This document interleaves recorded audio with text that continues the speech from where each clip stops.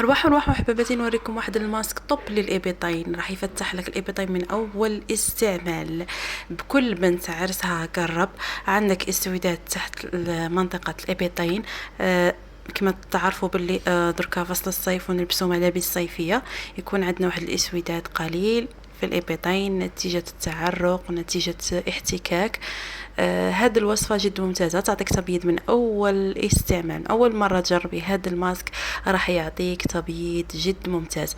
كل واحده عرسها قرب، كل بنت تلبس ملابس صيفيه، كل البنات اللي ينزلوا المناسبات والاعراس ويحشموا انهم يلبسوا الملابس تكون تبين الابيضين تاعهم.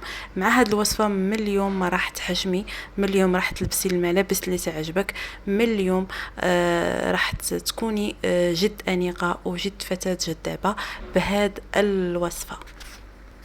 اول مكون البنات هي صابونه دوف مبشوره، ربع صابونه دوف مبشوره. نخيروا البنات دائما الصابونه تاع دوف تكون اصليه، ما تكونش من النوعيه الرديئه، وتكون نوعيتها اصليه.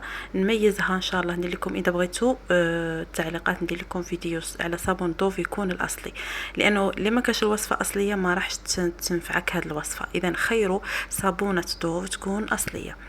ثاني مكون جد ممتاز للبشره، انا بصراحه نبغيه بزاف وندخله في الوصفات نتاعي، اللي كل من يتبع الوصفات نتاعي راح تلاحظوا انني نستعمل الشبه بزاف في المكونات.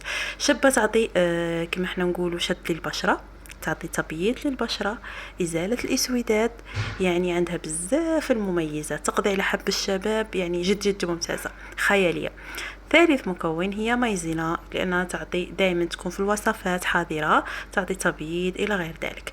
خيرت لكم كذلك المسك هذاك اللي تباع، شتو دايرك الصابونه هذاك المسك، اني نبشر منه واحد القليل باش كي نديرها في الابط تاعي حتى الرائحه اللي تكون في الابط ينحيها. كما تعرفوا تاني الشابه تنشف الابط من التعرق، يعني الميزه الرائعه اللي عند الشابه انها تنشف الابط من التعرق.